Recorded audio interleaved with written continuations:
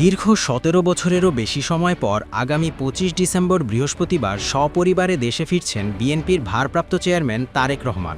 তার এই স্বদেশ প্রত্যাবর্তনকে স্মরণীয় করে রাখতে দলের পক্ষ থেকে নেওয়া হচ্ছে ব্যাপক প্রস্তুতি। লাখো জনতার উপস্থিতিতে নজিরবিহীন নিরাপত্তায় জমকালো সংবর্ধনার মাধ্যমে তাকে বরণের সব রকম আয়োজন প্রায় শেষের পথে। সূত্র জানায়, তারেক রহমানের নিরাপত্তার কথা মাথায় রেখে ২৫ ডিসেম্বর আইন শৃঙ্খলা রক্ষাকারী বাহিনীর পক্ষ থেকে রাজধানী জুড়ে সাজানো হচ্ছে বিশেষ নিরাপত্তা বলয়। সরকারি নিরাপত্তা ব্যবস্থার পাশাপাশি দলীয়ভাবেও তার নিরাপত্তায় ব্যবস্থা নেওয়া হচ্ছে। মাঠে কাজ করবে চেয়ারপারসন সিকিউরিটি ফোর্স নামের বিশেষ নিরাপত্তা ইউনিট।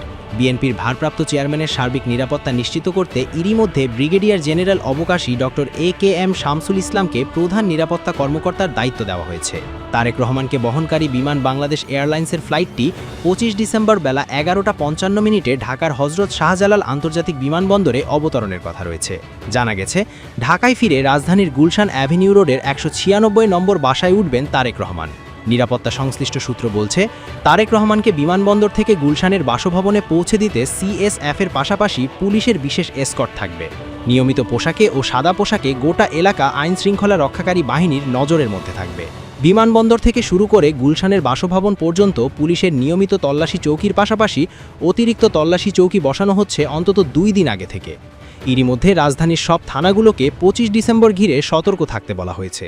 তারেক রহমানের দেশে ফেরা নিয়ে বিমানবন্দর কর্তৃপক্ষ নিয়েছে বাড়তি ব্যবস্থা। সূত্র বলছে, ২৫ ডিসেম্বর বিমানবন্দরের রানওয়ে থেকে শুরু করে পুরো বিমানবন্দর এলাকায় নিরাপত্তা বলয় গড়ে তোলা হয়েছে। বিমানবন্দরের ভিভিআইপি ও ভিআইপি টার্মিনাল সহ সব এলাকায় নিরাপত্তা তল্লাশি চলছে। ওই দিন তারেক রহমানকে বহনকারী ফ্লাইটটি অবতরণের পাশাপাশি নিয়মিত ফ্লাইট উড্ডয়ন অবতরণ যাতে বিঘ্ন না ঘটে সেই ব্যবস্থাও নেওয়া হচ্ছে। তবে কিছুটা দুশ্চিন্তার কথা জানিয়েছে, এদিকে দেশে ফেরার পর তারেক রহমানকে বিশাল সংবর্ধনা দিতে এরই মধ্যে প্রস্তুতি নিয়েছে বিএনপি। এই উপলক্ষে রাজধানীর ৩০০ ফিট এলাকায় তৈরি করা হচ্ছে সংবর্ধনা মঞ্চ। বিশ্ব রোড থেকে পূর্বাচলমুখী ৩০০ ফিট সড়কের একটা বড় অংশ নিয়ে এই মঞ্চ তৈরির কাজ প্রায় শেষের পথে। বিএনপি নেতৃবৃন্দ জানায়, ২৫ ডিসেম্বর ঢাকায় নেমে বনানী কাকলী হয়ে ৩০০ ফিটে যাবেন বিএনপির ভারপ্রাপ্ত চেয়ারম্যান। সেখানে লাখো জনতার সামনে উপস্থিত হয়ে বক্তব্য রাখবেন তারেক।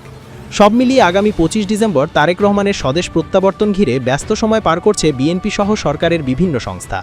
১৭ বছর পর দলের আগামী দিনের কাণ্ডধারীকে বরণ করতে উৎসবের আমেজ বিরাজ করছে দলের নেতাকর্মীদের মধ্যেও।